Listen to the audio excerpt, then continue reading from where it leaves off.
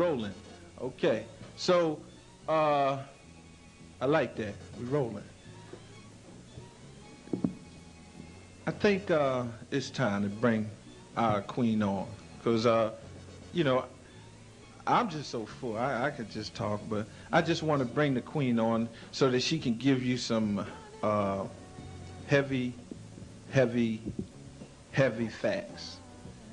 Some facts that my brothers and sisters will really be able to chew on, because a lot of times, you know, since we're all learning, you know what I mean, we get a chance to share our information, but it's good when the heavy duties come around, because then they get a chance to put the heavy duty stuff. And so I'm just going to make way, and I'm just going to call her the queen. Let's bring her on with a round of applause.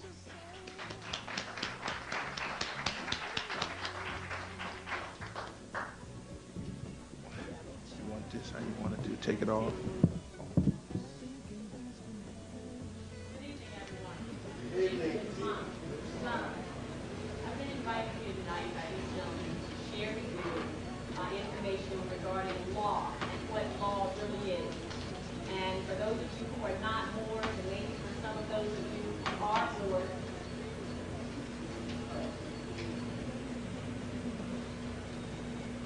I assure you that what you perceive as being law is not what law really is.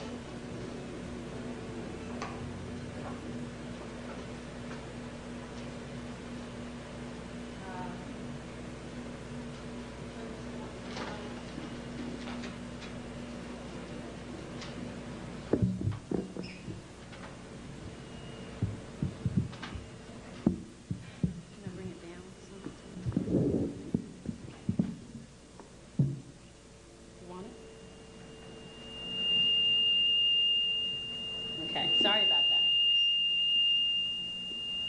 that.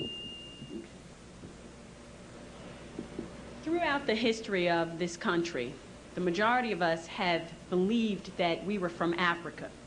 I'm not going to start with that discussion tonight, because most likely the reason you're here is because you already know we're not from Africa, and that in fact this is our land.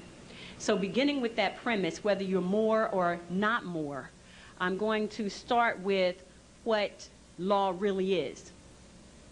Most of us think that we go into a courtroom and understand the difference between a court and a courtroom, that the people who purport to use law really use words of art to make you believe, in fact, that law is on the table when you walk into a courthouse or a courtroom, when in fact that's not true.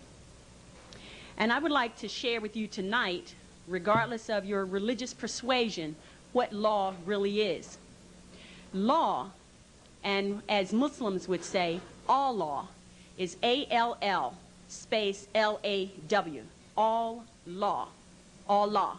So for anyone who's of a Christian persuasion, don't be misled, and when you hear the term all law is God, all right? That is also what we would say in lawful terms a misnomer. Allah is not God. God has no capacity and no standing to all law, because God means governmental ordinance departments. There is no comparison. Now, who can use law? Law can only be used by people who are in their sovereign capacity. And as I will share with you tonight, the majority of the people in the world, and I'm not going to get into all of the details about that, but the majority of the people in the world, 99% of them live in slavery today. So in 1863, via the Emancipation Proclamation, and I challenge you to go look in a law dictionary and look up the definition of emancipation and proclamation, and you will see that a proclamation is not a law. A proclamation is a public announcement by elected officials. It is not a law. So the Emancipation Proclamation of 1863 did not set any slaves free.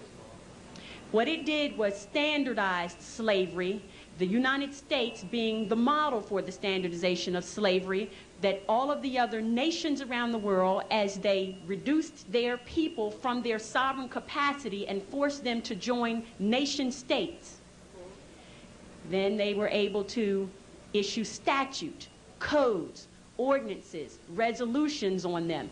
And a statute, as in a state statute of the Commonwealth of Pennsylvania, is not a law. It is corporate policy of the corporation that calls itself the Commonwealth of Pennsylvania Incorporated. All right? Now, a code is not a law. The United States codes, the code of the laws of the United States of America that are used in federal court and the Supreme Court, are not law. They are what they say they are. They are codes, ordinances, and resolutions of a municipality of the city of Philadelphia, which is a private nonprofit corporation that calls itself the City of Philadelphia. An ordinance and a resolution, as in parking ordinances, they are not law. They are what they say they are. They are ordinances and they are resolutions. All right? And the reason they are not law is because the only people who can issue law are people who are acting in their sovereign capacity. And the people who sit in these seats as elected officials are not, in fact, in their sovereign capacity. They are in a corporate ward status, meaning that they are wards of the state. They are members of the corporation, which is a nonprofit, that calls itself the Commonwealth of Pennsylvania. And as long as they have a birth certificate on record with the Commonwealth of Pennsylvania, with that birth certificate being a contract, a birth certificate is a contract. And as long as you have a contract with the Commonwealth of Pennsylvania Incorporated, you belong to them, and that's what slavery really is. All right? So who can use law? If you are a member of a corporate ward state, if you are a member of a corporate ward nation that calls itself the United States of America, you are a citizen. Look in the law dictionary and look up the definition of citizen. A citizen is not a sovereign. A resident is not a sovereign. Therefore, if you use an address, which is a fictitious number associated with a designation issued by a corporate ward, right? Then you become under the jurisdiction of those people who are also corporate wards, but who are also slaveholders. All right?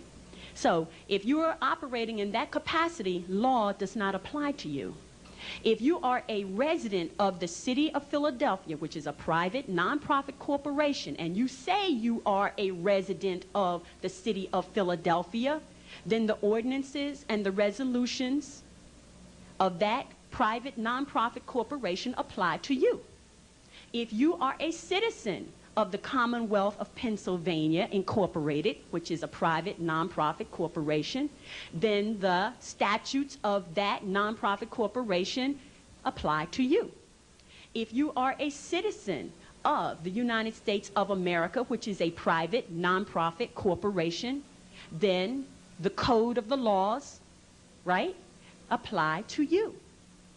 But if you are a sovereign of the Moorish Empire, those ordinances, those resolutions, those codes, those statutes do not apply to you because you are not a member of the corporate ward state. It's as simple as that. And they understand the difference. This is why on their documents they use words of art. They use the word label, they use the word person, they use the word address. All of these things that place you in their jurisdiction, and you unknowingly fill out forms every day. And every time you fill out a form, you enter into a contract. I don't care what kind of form it is. It's a contract. A driver's license application is a contract. A Social Security application is a contract. When you call up the telephone company and you make a verbal contract over the telephone, this is why they can bill you. When you sign a deed, it is a contract. When you fill out a voter registration form, it is a contract. Does everybody understand that? Don't ever think anything that you put your signature on becomes a contract. All right? Now, the fact that you are not in your sovereign status means that you make a contract as a minor. They don't care. They know you are a minor. because, and to be other than a minor